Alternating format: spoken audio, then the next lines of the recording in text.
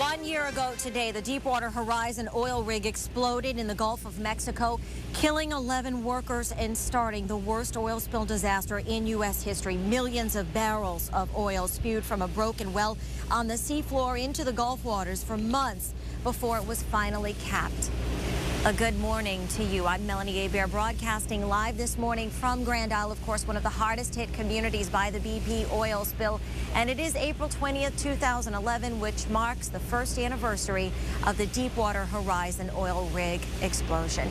We have team coverage in a special edition of WDSU News this morning. First of all, I know you're being sworn in tomorrow as councilman at large. Congratulations on your win. The timing of that swearing in perhaps a bit ironic, seeing as how it's the first anniversary of the disaster that largely affected your area, Jefferson Parish. Where does Jefferson Parish stand 1 year later? Did he promise you that this was going to happen at John McDonald? Yeah, he promised me that. How was he able to promise you if you guys didn't know how much it was going to cost?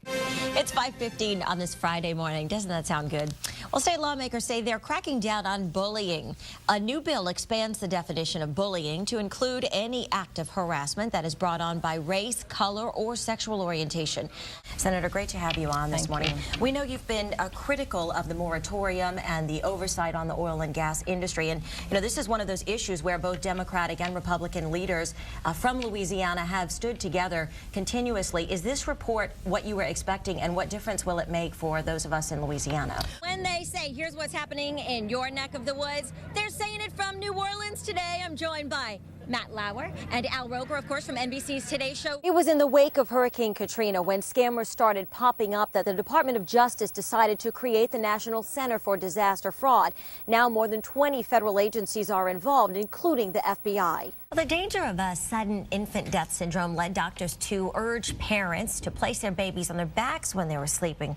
We're sure you've heard of this. It was successful, but it had unintended consequences. Wearing these protective gloves, I have the sample bed bugs in these vials, and we've asked the trainer to leave with the sniffing dogs to make sure they don't know where we're hiding them. 104 passengers and 5 crew members on board the plane exited on emergency chutes, and within an hour they were bused to an undisclosed family center. I don't think anybody likes the trend of rising airline fees, but at least one airline is bucking that trend. We're continuing to keep a close eye on those communities that will be affected by the Mississippi River and the surge in water coming down right now. Today, the clearance from the bridge measures at 152 feet.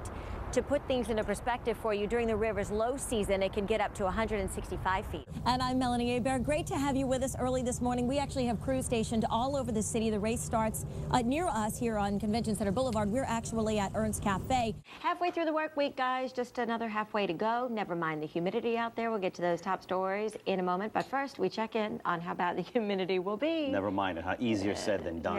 Yes. Yeah, 'cause it's... So we're thinking it's been a seemingly abnormal tornado season, and WDSU meteorologist Jay Galley has an idea of why it's been so active. Although only 2 sites have been nominated right now, levees.org does plan to include about 7 total locations in the National Register where the levees breached during Katrina. And that includes here at the London Avenue Canal in Gentilly. And it's obvious that this neighborhood is still trying to come back 6 years later.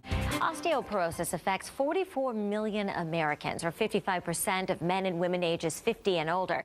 We're just about a third of the way through the legislative session this year, and about 20 state lawmakers gathered for a briefing sponsored by the governor's office today in regards to all of the concerns that the oil spill has now posed to the Gulf Coast and surrounding regions. Right now, we're joined by State Representative Damon Baldone of Terrebonne Parish, and also the chairman of the Homeland Security Department, Mr. Bodie White, who's also a state representative in East Baton Rouge Parish. But first of all, Mr. White, tell us what came out of that briefing today, what questions were answered, and what questions still remain. So when the water rises about 2 feet above its current level, it'll prompt the float to start the facility pumping about 7,500 gallons per minute. The cost depends on whether or not you live in a flood zone. And unlike other insurance policies, because it's run by a federal program, it costs the same no matter where you buy it. What's your favorite sheenism, as I call it? I have it right down here. Oh, let's see. Maybe one of your goddesses can read it to us. Can you read? I am on a drug. It's called Charlie Sheen.